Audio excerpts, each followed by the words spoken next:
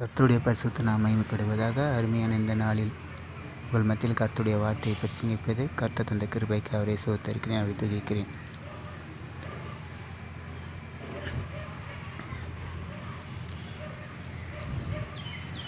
கர்த்தர் உங்களுக்காக யுத்தம் பண்ணுவார்.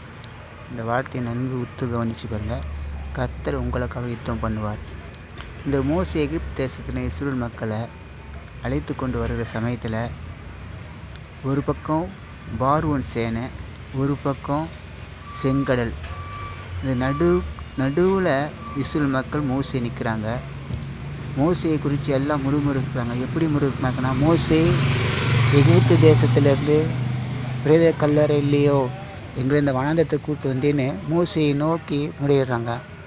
ஆனால் மோசே சொல்கிறாரு, கர்த்தர் உங்களுக்காக யுத்தம் செய்வார்னு. மோசே தன்னுடைய கோலை கடலுக்கு நேராக தூக்குவார். அப்போ செங்கல் ரெண்டாக பிளக்கும். இஸ்ரவேல் மக்கள் எகிப்து தேசத்தை விட்டு செங்கல் வழியாக போவாங்க. இதுதான் மிகப்பெரிய அற்புதம். இயற்கைக்கு மேற்பட்ட அற்புதம். எல்லா பக்கமும் சூழ்நிலை உங்களுக்கு விரோதமாக நிற்கும்போது கர்த்தர் ஒரு வழியை திறக்கிற வல்லமை உள்ள தேவனாய் காணப்படுகிறார். அதான் சொல்லப்படுறது, கர்த்தர் உங்களுக்காக யுத்தம் செய்வார். மனுஷன் உங்களுக்கு எவ்வளோதான் தொல்லை கொடுத்தாலும் கர்த்தர் உங்களுக்காக யுத்தம் செய்வார். பிசாசு எவ்வளோதான் உங்களுக்கு தொல்லை கொடுத்தாலும் கர்த்தர் உங்களுக்காக யுத்தம் செய்வார்.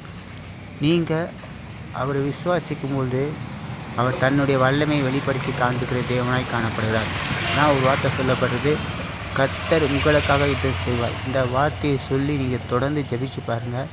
கர்த்தர் உங்களுக்கு தடைகளை உடைத்து உங்களை மேன்மையாக உயர்த்துவார். அதுக்கு பிறகு பார்த்தீங்கன்னா, இஸ்ரவேல் மக்கள் அந்த செங்கல் வழியாக கடந்து வந்த பிறகு கர்த்தரை துதித்து பாடுவாங்க. பார்வோன் சேனையை சமுத்திரத்தை தள்ளி விட்டார், ராஜாவை கவுத்து போட்டாருன்ட்டு மிகவும் ஆர்ப்பரித்து சந்தோஷத்தில் பாடுவாங்க. பாருங்கள், கர்த்தர் நம்மளுக்கு யுத்தம் செய்யும்பொழுது மிக வல்லமையாக செய்வார். அது மட்டும் இல்லை, நமக்கு சாதகமாக செய்வார். கர்த்தர் உங்களுக்காக யுத்தம் பண்ணுவார். நீங்கள் சும்மா இருப்பீர்கள். கர்த்தர் தாமே இந்த வார்த்தையை கொண்டு உங்களை ஆசீர்வதிப்பாராக. ஆமென்.